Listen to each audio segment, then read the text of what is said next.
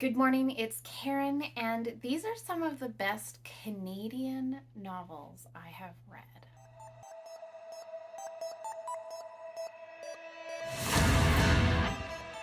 I have been reading for years and years and years, and one of the things that I always am drawn to are Canadian authors and the things that they do. I myself am Canadian, so there's a little bit of pride there, but I would like to recommend to you a whole bunch of them.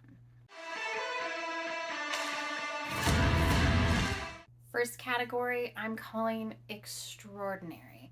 These are novels that have stuck with me mainly for the craft of the novel that was created, the intricacies, the nuance, and the beauty of the book. The first one I'm going to start with is called Do Not Say We Have Nothing. This one I read when I was part of a group where we read books centered on music. This is a big book, but it is so worth it. This is following two women in Canada as they delve into their history and their father's friendship as we travel through history, through Mao's Cultural Revolution, as well as the protests in Tiananmen Square. This is heartfelt, it is heart-wrenching, it is beautiful.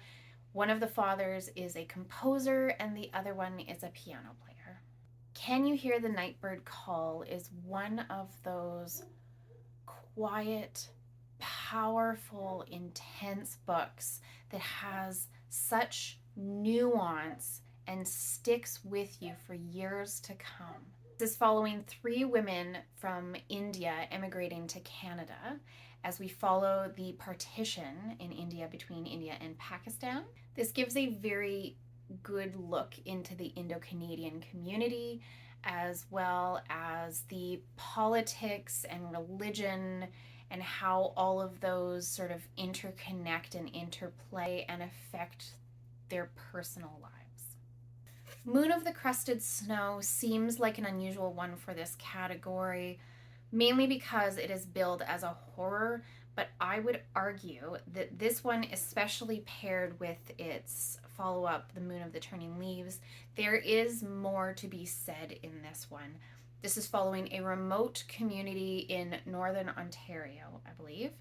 This is set on a reserve where something has happened in the world, but because they are so cut off, they have no idea, and they need to choose between accepting outsiders or protecting their own. There is, yes, a horror element to this, but I find there is so much more to be said within the lines of it, especially in this one. This one is a very quiet one, less so horror, and it is more about a father-daughter relationship. Years ago, I bought this one at a discount table, and then I only read it because there was a heart on the cover and it was part of a challenge, and oh my goodness, I should not have put it off. Do not judge this book by this cover. This is soulmates that find each other year after year after year.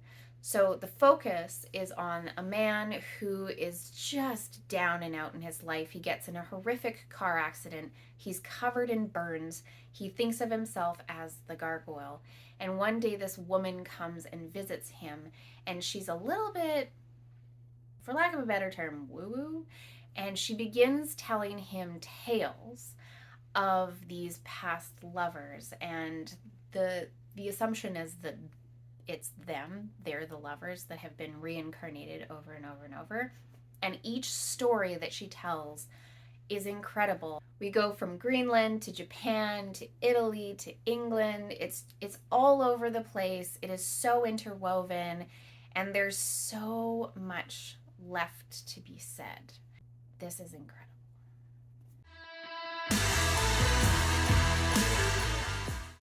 Some of my personal faves, we're going to start with my number one fave, Station 11 by Emily St. John Mandel. I will put this one up here as well because I can never decide which one is my favorite, but I do believe this one is a little more accessible. There's a reason why it's so popular. We are following a Shakespearean group. The world has fallen apart. There's been some kind of pandemic, and this group is basically traveling from town to town, kind of keeping culture, as it were.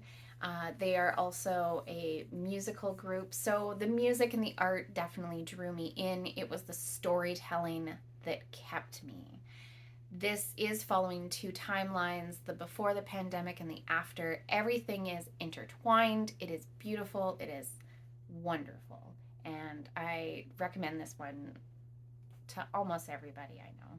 This one is a time travel set in the same kind of universe as this one, but this one follows a man and he's been kind of visited by some unusual happenings. There's this sort of light and sound that follows him, and he can't quite put his finger on what it is, and it is revealed as we go.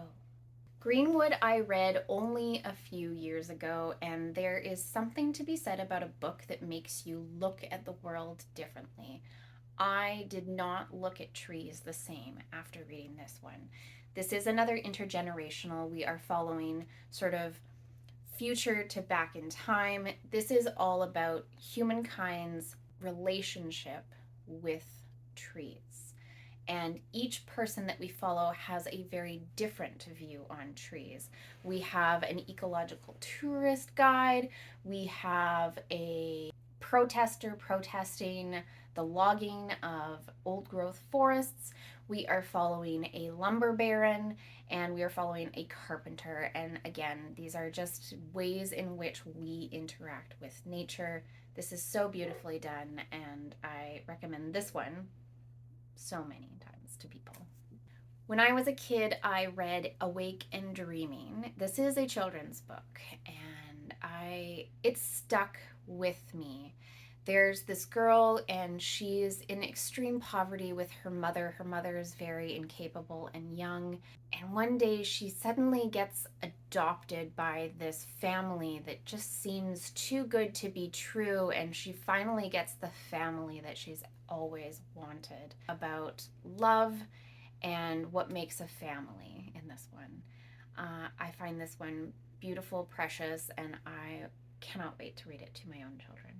Fifth Business I had to read for a course, and I quickly became a massive fan of this particular work. There is something that just works for me in this one. This is following a man sort of from childhood to adulthood, and he's an adult. He's reflecting back on his childhood and all the things seen through a child's eye versus an adult's eye. He comes to some revelations. There is a lot of discussion between miracles and illusions, and the difference between what could be actually a miracle and actually a forced magic trick between people. Lies and truths, as it were. A fantasy, if you will. The Red Knight by Miles Cameron is incredible. Now they would say, oh, this is for fans of George R. R. Martin. That is shorthand for there's a lot of characters. And you know what? There is a lot of characters. But I have not seen the character work done. It's just the best character work I've read in so long that he will make you fall in love with a character in one sentence.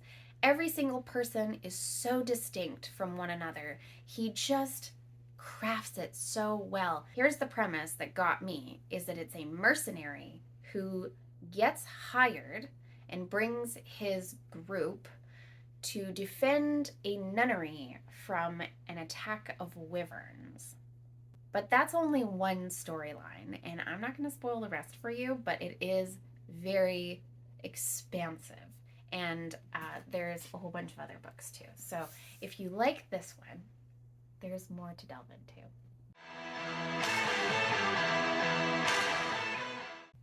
The Dragon Slayer of Trondheim was such a surprise to me. It is a young adult novel, and we are following I guess you would call her a bard. She's a composer, and she's been kind of hired to write a ballad about the deeds of Owen, the dragon slayer of Trondheim.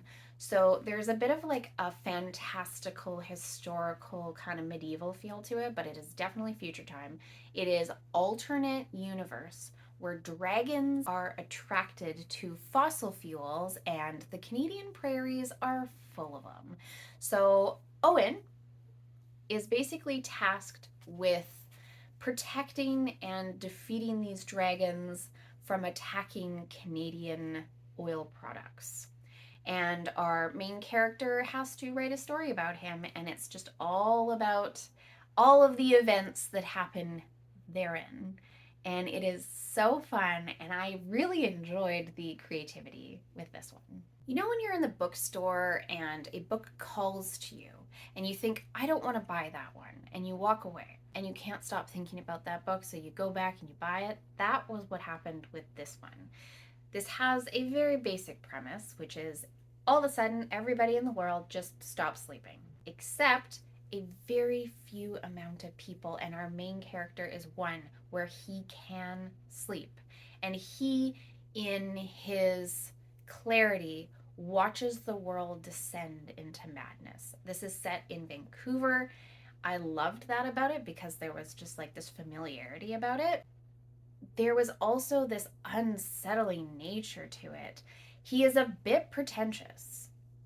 And by a bit, I mean a lot. And he gets fixated on things that don't matter.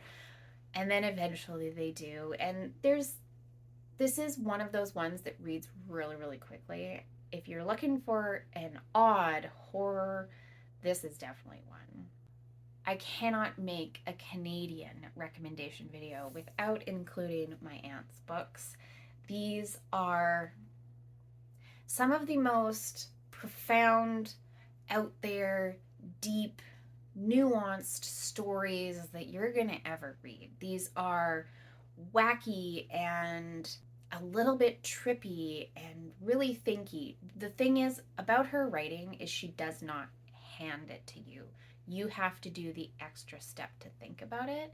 And wow, it packs a punch. This is her first group of stories. I really adored this one. She did write a second one, which is fantastic. And this one has a bit more like microfiction and poetry in it. That is mostly what she tends to write. So if you're looking for a short story collection that is very unhinged and odd but still lovely, this one. If you're looking for a more poetic adventure on the bizarre and unusual, this one.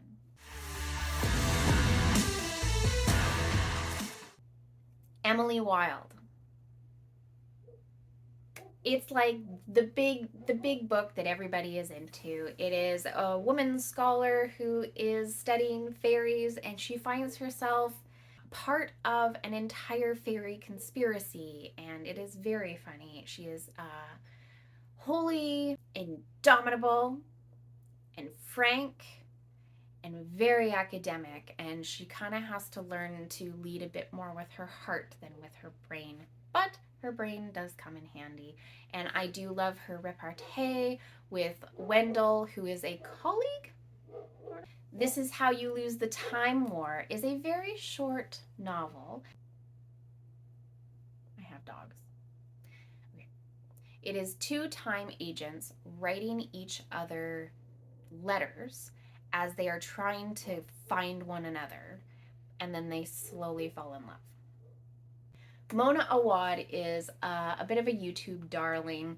She wrote Bunny. I have not read it. It is not my thing, but I did read All's Well. And this was a very fascinating exploration of chronic pain and how chronic pain can kind of affect somebody's life. Now, she ends up being a bit of a crank, and so it makes it a little bit difficult to see through her eyes. Now, understandably, she is cranky because she is in pain all the time. And so that begins a conversation about, you know, why people are cranky. Maybe they're just experiencing something that is so unfathomably untreatable. I read this one to relate more to my husband because he had chronic pain and fatigue. And I found it, while somewhat enlightening, I couldn't completely relate to it. Jade City is fantastic. It is jade magic in a Singaporean inspired world. There are gangsters and rival families duking it out for power in the city. I enjoyed this one immensely. This is a bit of a slower book, I find. This is a slower build to something bigger.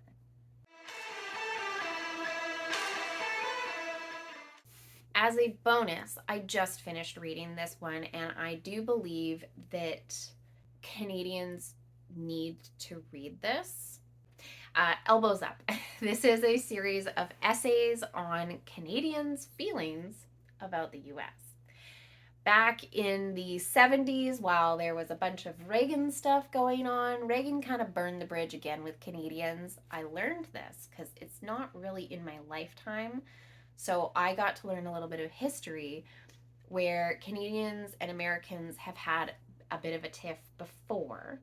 So this isn't anything new.